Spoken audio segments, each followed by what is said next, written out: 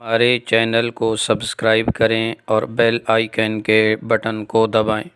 ایک مرتبہ حضرت ابو ہریرہ رضی اللہ تعالی عنہ جنازہ پڑھا کر واپس آ رہے تھے اور سیدنا حسین رضی اللہ تعالی عنہ بھی ان کے ساتھ تھے۔ راستے میں جناب حسین رضی اللہ تعالی عنہ کو تھکاوٹ کا احساس ہوا تو وہ کچھ دیر کے لیے بیٹھ گئے۔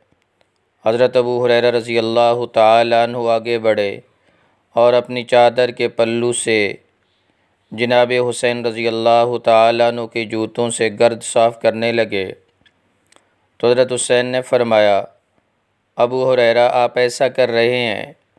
ابو ہریرہ رضی اللہ تعالی عنہ جواباً کہنے لگے، مجھے چھوڑ دیجئے، آپ کے مقام و مرتبہ کے متعلق جو میں جانتا ہوں اگر لوگوں کو پتہ چل جائے تو آپ کو اپنی گردنوں پر اٹھا کر پھرا کریں۔